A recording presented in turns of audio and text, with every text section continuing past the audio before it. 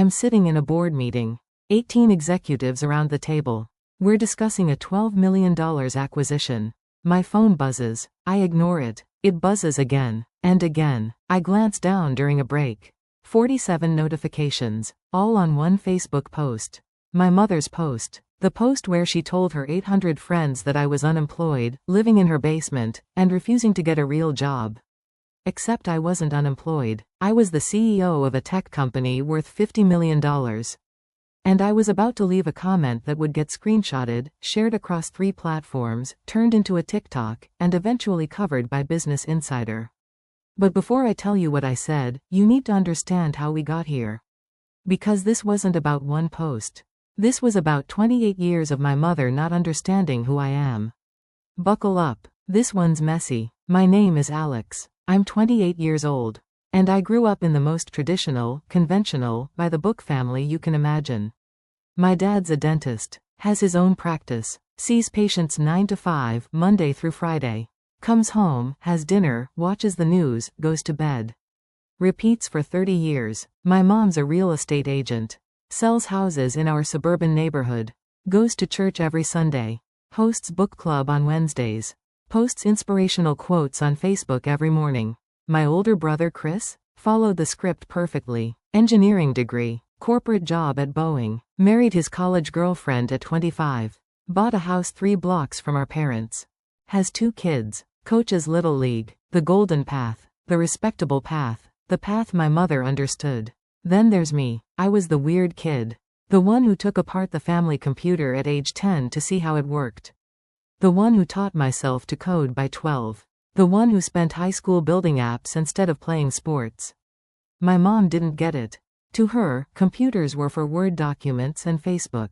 Not careers. It's a hobby, Alex. You need to think about your future. I tried explaining that technology was the future. That software was eating the world. That in 10 years, coding would be as fundamental as reading. She smiled and patted my hand. That's nice, honey. But you still need a real job. A real job. God, how many times did I hear that phrase? When I got accepted to MIT for computer science, my mom told everyone I was going to become an engineer. Not a software developer. An engineer. Because that sounded more legitimate to her friends. When I graduated and got a job at Google, making $150,000 right out of college, she told people I worked with computers. Not at Google. Not as a software engineer. Just worked with computers. Like I was in IT support. Real quick. Have you ever had a parent who just fundamentally doesn't understand what you do for a living? Drop a comment. And hit that subscribe button, because this story gets so much better, or worse, depending on how you look at it. I worked at Google for 2 years. Good salary. Great benefits. Free food. Looked impressive on my resume. I hated every minute of it. Too corporate. Too slow. Too many meetings about meetings. I wanted to build things fast, break things, iterate quickly. Google was about perfecting things slowly. So at 24, I quit. I had an idea for a B2B software platform. Basically, it helped medium-sized companies automate their workflow and project management. Boring to explain, but companies desperately needed it. I had $50,000 saved. I had a co-founder named Sarah who was brilliant. And I had absolute conviction this would work. I called my parents to tell them. Dad, okay, that's bold. Do you have a business plan? Mom, wait, you quit Google? Google? The job everyone wants? Yeah, Mom, I'm starting a company. A company? What kind of company? Software. For businesses. Long pause. So you're unemployed? No, I'm an entrepreneur. But you don't have. Not yet. We're pre-revenue. I'm living off savings while we build the product. Another pause. So you're unemployed and living off your savings. Alex, this is not responsible. You had a good job. Why would you throw that away? I tried explaining. Venture capital. MVP. Product market fit. User acquisition. Might as well have been speaking Mandarin. Your brother has a stable job, she said. With benefits. And a 401k. Why can't you be more like Chris? And there it was. The comparison I'd heard my whole life. I hung up and didn't talk to them for 3 weeks. The first year was brutal. Sarah and I worked 80-hour weeks. We built the product, iterated based on feedback, slowly got our first customers. We weren't making much money yet, but we had traction. Real companies using our software. Real problems being solved. I'd call my parents occasionally. Update them. We signed 5 new clients this month. That's nice, honey. Are you making any money yet? We're reinvesting everything into growth. That's how startups work. So no, Mom, I'm just worried about you. You're 25 now. Your brother had a house by 25. I don't want a house. I want to build something meaningful. You can't eat meaningful, Alex. Every single conversation. Meanwhile, on Facebook, I could see her posts about Chris. So proud of my son, the engineer. #blessed #proud mom. Chris just got promoted. So grateful for his hard work and dedication. Dinner with my successful son and his beautiful family. #family time. Posts about me? 0. I told myself I didn't care. I was busy building. I didn't need her validation. But man, it stung.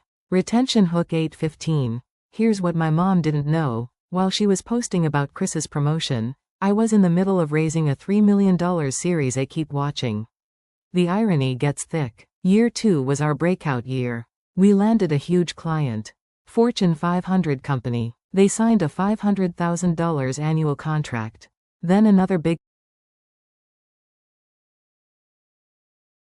Suddenly we weren't a struggling startup. We were a real company with real revenue. We raised a Series A $3 million from a top venture capital firm. Used it to hire an actual team. Got an office. Started scaling. By year 3, we hit $10 million in annual revenue. By year 4, $25 million. I moved out of my tiny apartment and bought a nice loft downtown. Not extravagant, but comfortable. I could breathe. I called my parents. We just closed a $25 million year. We're thinking about Series B funding. Things are really taking off. That's wonderful, honey. Are you sleeping enough? You sound tired. Mom, did you hear what I said? $25 million. Yes, that's a big number. I just worry you're working too hard. You know, Chris has great work-life balance. He's home for dinner every night. I wanted to scream. Mom, I'm building a successful company. This is a huge deal. I know, honey. I just want you to be happy. Success isn't everything. Coming from the woman who posted about Chris's every achievement like it was breaking news. I stopped trying to explain. I'd send occasional updates. Keep it surface level. But on Facebook, I'd see her posts about Chris. Still constant. Still glowing. Chris's son just won his soccer game. So proud of this family.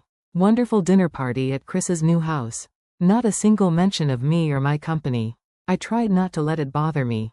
I was 27, a successful CEO. I didn't need mommy's approval. But you know what? It bothered me. When I signed a partnership with Microsoft, she didn't share it. When we got covered in TechCrunch, nothing. When I spoke at a major conference, radio silence. My therapist said I was seeking validation from someone who couldn't give it. That I needed to find worth internally. She was right, but it still hurt. If you've ever achieved something amazing and had a parent just not get it, drop a heart in the comments. And make sure you're subscribed, because the Facebook post we're building toward is absolutely unhinged. Last month, we closed our Series B $15 million. Company valuation at $50 million. This was massive. Industry publications covered it. My board congratulated me. My team was ecstatic. I called my parents immediately. Mom, Dad, huge news. We just raised $15 million. We're valued at $50 million now. This is incredible validation for everything we've been building. That's wonderful, Alex. Dad sounded genuinely excited. Mom, that's a lot of money. Are they paying you more now? Mom, I own 35% of the company. The valuation means my shares are worth about $17 million on paper. Silence. On paper? Yes, on paper. Until we exit, get acquired or go public, it's not liquid. But it's real value, so you can't actually spend it. Not yet, but. So you're still not really making money. I closed my eyes, counted to 5. Mom, I have a salary. I own a loft. I'm financially stable. And I've built a company worth $50 million. This is successful. I know, honey. I'm just saying, it's not the same as a steady paycheck. I got off the phone. A week later, I'm in that board meeting I mentioned. Phone buzzing like crazy. I check during the break. My mom had posted on Facebook, praying for my son Alex. He's been working on his computer thing for years now but still hasn't found stable employment. He's living in a small apartment and refuses to consider a real career. I love him but I wish he'd be more like his responsible brother Chris, who has a good job and a family. If anyone knows of any job openings for someone with computer skills, please let me know. A mother never stops worrying. Folded hands #momlife #prayers needed. I read it 3 times. Have you thought about Chris helping him get a job at Boeing? My nephew works in IT, maybe they're hiring? It's so hard when our kids don't follow the traditional path. Hang in there, you're such a good mother to keep supporting him. I sat there in disbelief. She told 800 people I was unemployed and living in a small apartment. I'm the CEO of a $50 million company. I live in a loft worth $600,000. And she just publicly humiliated me to her entire social network. Sarah, my co-founder, texted, did you see your mom's post? Then my VP of engineering, dude, your mom thinks you're unemployed? Then my college roommate, LMAO, your mom's Facebook is comedy gold. It was spreading. People were screenshotting it, sharing it, laughing about the oblivious mom who had no idea her son was a tech CEO. I had 2 choices: call her privately and ask her to delete it, or respond publicly and set the record straight. I chose option 2, and what I wrote in that comment section didn't just go viral, it started a whole conversation about parents, success, and what counts as a real job. Stay with me. I sat in that conference room for 5 minutes, just thinking. Part of me was angry. How could she do this? How could she be so clueless about my actual life? Part of me was hurt. After everything I'd built, she still saw me as unemployed. Part of me was embarrassed. Colleagues were seeing this, potential investors, business partners, but mostly, I was just done. Done hiding my success because she couldn't understand it. Done downplaying my achievements because they didn't fit her definition of success. Done being compared to Chris when our paths were completely different. I opened Facebook, went to her post, and I typed, "Hi Mom, since you posted this publicly, I'll respond publicly. I'm not unemployed. I'm the CEO and co-founder of a tech company called, company name. We have 47 employees. We serve over 200 clients, including several Fortune 500 companies. Last year we did $25 million in revenue. This year we're projected to do $35 million. Last week, we closed a Series B funding round of $15 million, valuing the company at $50 million. I own 35% of the company, making my stake worth approximately $17.5 million on paper. I'm not living in a small apartment. I own a 1,500 square feet loft in downtown city that I purchased for $600,000. I'm not refusing to consider a real career. I've built a real company that employs real people and solves real problems for our clients. I love you, but I'm tired of you telling your friends I'm unemployed when I'm actually running a successful business. I'm tired of being compared to Chris when we've chosen different paths, both valid, both successful. I understand you don't fully grasp what I do. That's okay. Tech entrepreneurship isn't your world. But that doesn't make it less legitimate. If you'd like to understand my work better, I'd be happy to explain it to you over dinner. But please stop telling people I'm unemployed. It's not true, and it's embarrassing, for both of us. I'm proud of what I've built. I wish you were too. Love, Alex. PS to everyone who offered to help me find a job. I appreciate the sentiment, but I'm good. If you're a medium-sized company struggling with project management, though, feel free to reach out. We're always looking for new clients.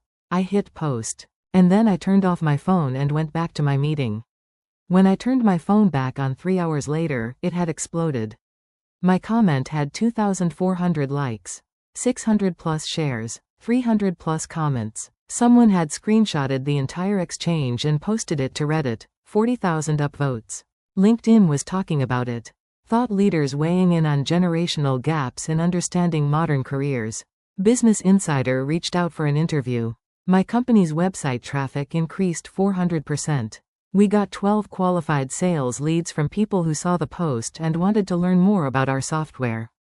And my phone was ringing. My mom calling. I let it go to voicemail. She called again and again. Finally, I answered. Alex, what did you do? I corrected your misinformation, Mom. You embarrassed me in front of everyone. You embarrassed me first. That's different. I was just asking for prayers for you. You told 800 people I was unemployed. I'm a CEO, Mom. Do you understand how that looks? I didn't know all those numbers and company things. Because you never asked. Every time I try to tell you, you change the subject or compare me to Chris. Silence. I don't understand what you do, Alex. I know, and that's okay. But not understanding doesn't mean it's not legitimate. Everyone's calling me. Your aunt saw it. Your cousin. People from church. Yeah, it kind of went viral. Viral? It's spreading across the internet, Mom. People are sharing it everywhere. Oh God. Why? Because it's relatable. Lots of people have parents who don't understand their modern careers. Lots of people work in tech or startups or non-traditional fields and their parents think they're unemployed. Your post and my response resonated. She was quiet for a long time. I didn't mean to embarrass you, she finally said. I know, but you did. And you've been doing it for years. Just more subtly. What do you mean? Mom, when was the last time you posted about me on Facebook? About my company? My achievements? Silence. You post about Chris constantly. His job, his kids, his house. But you've never once posted about my company. Or the fact that we're helping hundreds of businesses. I don't know what to say. I don't understand your job enough to post about it. Then ask me to explain it. Instead of just deciding it's not real. More silence. You're right, she said quietly. I'm sorry. The story stayed viral for about a week. Then, as the internet does, it moved on to the next thing. But the effects lingered. Our company saw a real boost. Sales leads, media coverage, brand awareness. Our PR team said the viral moment was worth about $500,000 in advertising value.